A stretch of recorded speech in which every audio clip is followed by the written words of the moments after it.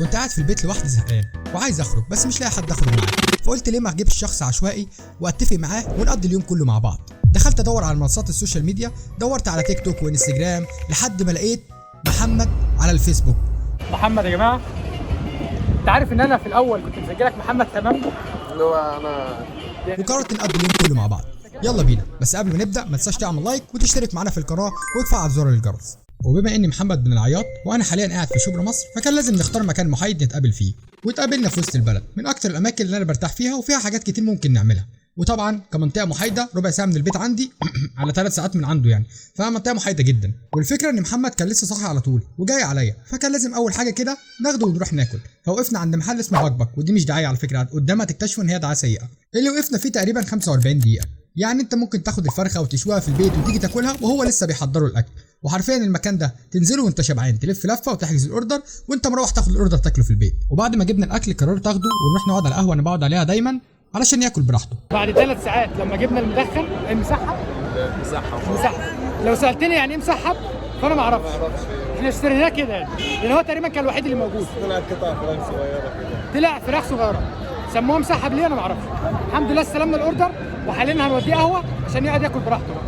ونصيحه للمحلات دي عامه، ما تروحش وانت جعان، لف لفه براحتك واتبسط ومش عارف ايه، وبعد ساعه ساعتين تعالى خد الاوردر. كتير يعني هتقف بالظبط 45 دقيقه قبل ما تاخد الاوردر. يلا بينا. تقييمك ايه يا فنان؟ وحش؟ طب قول حاجه عشان خاطري. هي كانت الوجبه عباره عن ايه؟ 6 قطع فراخ، 6 قطع فراخ، كولسلو وتوميه، كل سلو وطماطم وتوميه وايه؟ بس وبطاطس وعيش. التوميه هو سابها، يعني عنده مشكله في المعده فسابها، فمش هنقيمها. يا عم انت بتقول ايه؟ انا ما بحبش التوميه. وما بيحبش التوميه. الفراخ ايه؟ المساحه بطريقه عامله ازاي؟ حلوه. تديها كام من 10؟ 3. هي كده حلوه؟ لو وحشه تديها كام؟ والبطاطس 5. يعني انت مصدر دعايه سيئه يا محمد ايوه ما انا عارف. طبعا اتمنى مفيش مطعم من اللي احنا اكلنا فيهم النهارده ان هو يشوف الفيديو يعني. وبعد ما كل قلنا ندردش بقى شويه ونتعرف على محمد اكتر. محمد يا جماعه، انت عارف ان انا في الاول كنت مسجلك محمد تمام، اللي هو انا يعني هو المفروض محمد تمام، انا كنت مسجلك محمد تمام يعني. يا محمد ايه؟ تمام. انا جدي كان راجل مظبوط يعني، فسموه محمد التمام. محمد طويل يا جماعه، انا 180 عشان ما حدش يفتكر ان انا قصير، انا 180 بس. محمد 100 81. لا ما هو كل ده مش سنتي، انا مبالغه ولا ايه؟ 183. 185 مش طالع باقل من كده. 183 بمرض الله. انت بالظبط الثلاثه. بمرض الله. اخي كاوز الخط بمرض الله والله. زبونك 186 ان شاء الله. 186 يعني انا ماشي جنبه، بص انا احس ان انا ليه يا عم؟ لا انا المفروض 180 طويل، يعني انا العادي ان انا طويل. محمد من الاحلى الناس اللي انت ممكن تقابلهم من السوشيال ميديا. انا مبسوط اني شفتك والله حبيبي محمد، اتمنى يكون من قلبك يعني. من قلبي والله. الناس عامه اللي على السوشيال ميديا معظمها دار ما عدا محمد. الراجل ده مفيد، ودي من احسن الايجابيات اللي ممكن تقعد على السوشيال ميديا تلاقيها، ان انت تقابل وتتعرف على ناس حلوه وممكن تفيدك في حياتك قدام حتى، وممكن في الشغل. يعني في مثلا بينا ترابط، انا اصلا المفروض ان انا مونتير، او المفروض انا مونتير ومحمد فوتوغرافر، فالمجالات متقاربه يعني، عارف الاثنين بايه بيصوروا. انا عرفتك على الجروب بسبب كنت بسالك على المونتاج في حاجه. هو احنا عرفنا اصلا على بعض من على الجروب. محمد انت اصلا بتقعد على السوشيال ميديا كتير ولا 24 ساعه بس يعني محمد من الناس اللي شغلنا كله على السوشيال ميديا. خلي بالك السوشيال ميديا يعني النت عندي فصل بيضة اتخرب. دي حقيقه ناس حياتها حاليا بقت كلها على السوشيال ميديا. الفكره في ايه؟ محمد جاي من العياط، وحرفيا انا لو مكانه كنت بفكر 1000 مره قبل ما اجي بصراحه يعني. معلش ده هو فلو جاي تقابل هيفاء وهبي فاهم، مش هضرب انا في الشهر ده كله. وعلشان نبقى منصفين قابلنا في حته وسط، محمد تقريبا 3 ساعات وانا نص ساعه من البيت، فهي حاجه يعني نسبه وتناسب، حاجه برضه عشان ايه نبقى حاجه عادله جدا. بعد ما اتكلمنا حبه حلوين وما يحلى الكلام غير وانت بتتمشى وبتاكل فشار كده وبتعمل حاجات كتير، قلنا نتمشى. وحرفيا اليوم ده كان الجو لذيذ جدا والاجواء حلوه، والهواء ولا هو ساقع ولا هو برد يعني، ما تفهموش حاجه، بس كان الجو حلو يعني. وبعد كده قلت اعوده على الهوايه المفضله بتاعتي، وهي التنمر على الناس في الشارع. كمشاركه مننا. بص عيب الموبايل من غير حامل ان انت ما بتعرفش تمسكه.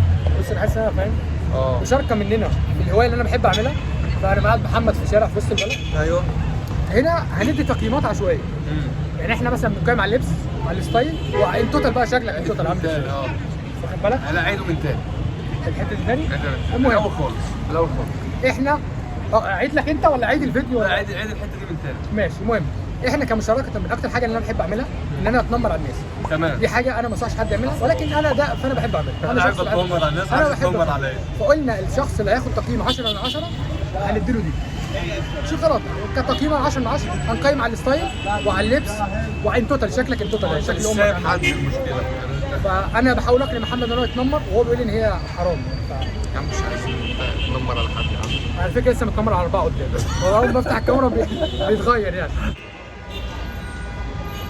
10 8 حلوه دي. 7 من 10. 5 هي بنت حلال مديها 7.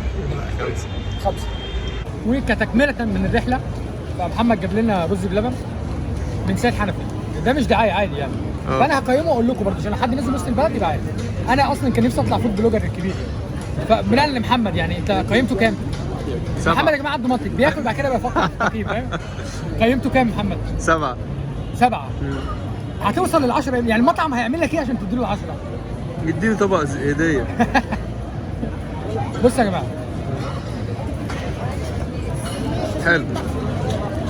في رز في لبن سبحان الله. رز لبن في رز في لبن في بتاع. واهم حاجه عشان في مطاعم فاهمه ان رز بلبن رز مع لبن وحطه في الفرن. سيد حنفي من الناس اللي بتهتم بالجوله دي قوي قوي قوي يعني. تقييمك ايه؟ كتغليف ده ب 2 جنيه ونص. كطعم. كمعلقه ما لازم اقيم حاجه أيوة. مش هقول لك اللي في بالك.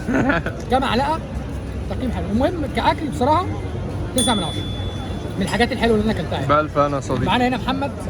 بألف انا يا صديقي.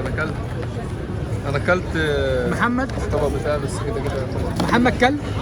فتقييمك كام يا محمد؟ 2 3. يا ابني ليه؟ حرام وقفت حل 20 مطعم في الفيديو ده. اتقي الله يا ابني. هنجرب المطعم دوت قدام دوت. ده اللي هو مؤمن ووحش. نجربه ده في الاغلب هنديله 8 او 9 او 10. محمد ما بيوصلش 10.